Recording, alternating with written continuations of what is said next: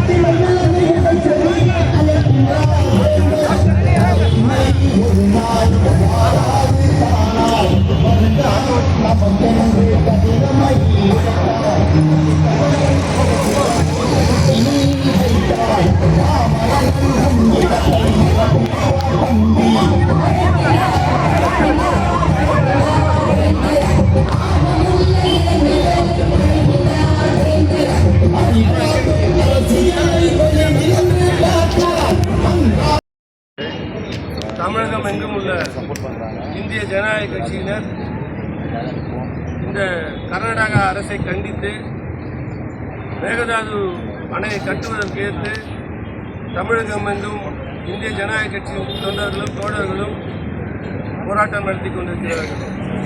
ஐயாவை பொறுத்தவரை தேசிய பார்வை கொண்டவர். தேசியமும் தமிழகமும் இரண்டு கண்ணாக பார்க்கக்கூடியவர். அவரை பொறுத்தவரை சாலைகள், நதிநீர் இதெல்லாம் ஒரு ஸ்டேட்டுக்கு சொந்தமானது அல்ல. இதெல்லாம் ஒரு இந்தியாங்கிறது ஒரு நாடு. அந்த நாட்டுக்குள்ள எல்லாருக்கும் பகிர்ந்தளிக்கணும். அப்படி இருக்கும்போது பிஜேபியும் அதே கொள்கையோடு தான் வந்தாங்க. இப்போ அதை முயற்சி இம்ப்ளிமெண்ட் பண்ண சொல்லி ஐயா வலியுறுத்திட்டு இருக்கிறார். அதே போல் ஒரு கமிஷன் போட்டு எத்தனை காலங்கள் ஆச்சு, இதுவரைக்கும் நமக்கு அந்த தண்ணியை அவங்க கொடுக்கல. அதற்காக ஐயா கண்டிப்பாக இந்த போராட்டத்தை நடத்தி மக்களுக்கு ஆதரவான நன்மைகளை பெற்று தருவாங்க. ஐயா நல்லசாமியும் கூட இருக்கிறாங்க, அவங்களும் இதை பற்றி பேசுவாங்க. அவங்க ஒரு வார்த்தை பேசுகிறேன்.